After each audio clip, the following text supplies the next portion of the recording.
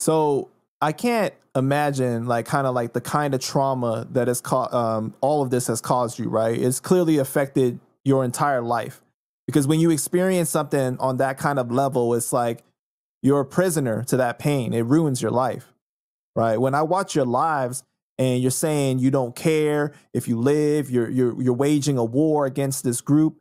The fans, you know, they asked me to ask you, like, don't you want to be there for your family and for your kids? That's a stupid ass question. They see me here for my family and my kids.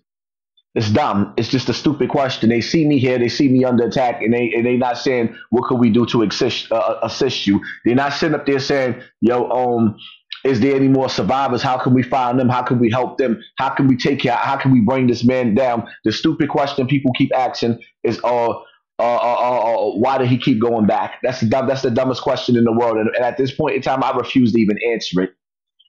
Because once you ask that question of why I kept going back, after I'd answered it 1,000 times over, now you're telling me just fuck me. You don't give a fuck about what I have to say. You don't give a fuck about my story. You don't even give a fuck about if there's more victims. That's what you're saying. Because a real man, the court system, the district attorney, the FBI, they're going to look to see if there's more victims. They're not sitting up there trying to criticize somebody that they feel like, oh, this nigga looked like his life then got better at time.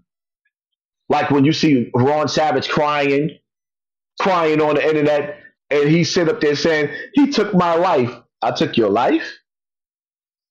Or did you see me come out on Afrika Bambaataa on Facebook and then turn around and let niggas get in your ear and you told your story, and then now you recant and said Bam didn't molest you, it was a misunderstanding, he thought you was 18. Right. Clearly as day you can see he got paid off. Yeah, I saw that live when you were saying like, oh, you made a mistake or whatever when Bam was doing that to you, right? Your most recent one when you were saying that your heart turned cold, that live, you were talking about that. Right. See, the thing about it is most of the people that's asking you to ask me questions are FBI agents, or rather child molesters are working for the Zulu Nation. Afrika Bambaataa got $20 million for that hip hop museum. My fans don't want to hear about child molestation. They don't at all. Absolutely not. They've been watching me for over 7 years. They're not asking me stories when they done see me go on over 20 different platforms to tell my story. Right. So the ones that's getting in contact with you that wants to hear the same thing over and over again is only looking to try to trip me up in my story, period. So they trying to catch you in a lie, you're saying? They're trying to trip me up.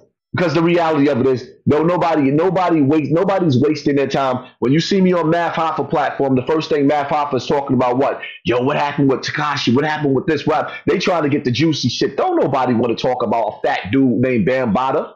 Have you even considered taking legal action against him? I mean, at one point in time, I went and got a lawyer and didn't know that Ron Savage had the same lawyer, and Ron Savage sabotaged the case. Wow. That's crazy. So they threw the case out, and I said enough was enough because I told people from the jump, I'm not going to court anywhere. I'm not a court nigga. I'm a street nigga.